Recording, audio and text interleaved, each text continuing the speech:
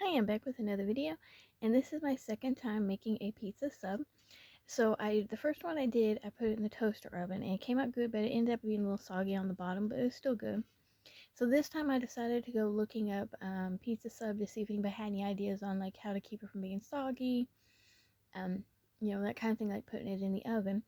So I got clicked in pizza sub, and I I think one of them was called This Is Not Dietfood.com, and the other one I think was Food.com. Don't hold me to that second one. And so I kind of was reading theirs and kind of glancing through everybody's ideas of how to do it. And so um, it was like 400 degrees, preheat the oven to 400 degrees. I think it was like leave it in for like 12 to 15 minutes. Um, some of my said put like parchment paper on your baking sheet. I saw wrapping your sub in foil and I guess spraying it to keep it from sticking in the foil, which I did see about the sandwich idea about putting them in foil.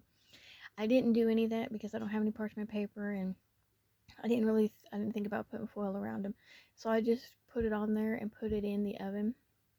And instead of doing it for 12-15, I did for 10 and kind of checked to make sure the cheese was melting and that kind of thing. And it looked like it was a little crispy, and I was a little afraid it got burnt and it wouldn't be able to be eaten. But I did eat the first half of this because I did cut it, as you can see, because the first one I did, it was just as is. This one I cut it down before I put it together, and then I put it together and put it in the oven and checked on it, and it came out really good despite not putting it in on parchment paper or in foil. um, I can't wait to buy more stuff to put in it, not just pepperoni, cheese, and black olives. This time I did add some basil and Italian seasoning, because I did see one of them say, one of those two I just mentioned, adding basil and I mean not basil, Italian seasoning. And each one, of course, has their own ideas on what they put in theirs and suggested. And so I thought that was kind of neat, like putting sausage in it, which I did think about getting some Italian sausage and doing that one of these days. And then so I really like that idea of trying the Italian sausage and trying different toppings, because they were like, here's suggested ideas, and then put your own toppings in, whatever you had.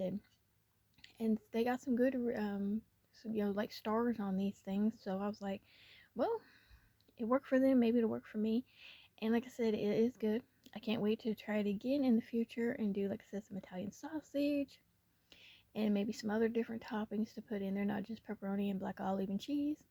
So I think this one came out better than the first one. The first one was good. Like I said, it ended up being a little soggy on the bottom, but it was still good. And this one came out, like I said, I thought it was going to be a little too crispy and hard up here, but it wasn't. And I am impressed with the second one. So this pizza sub number 2 is, I think, better than the first one. Thank you for watching. Bye.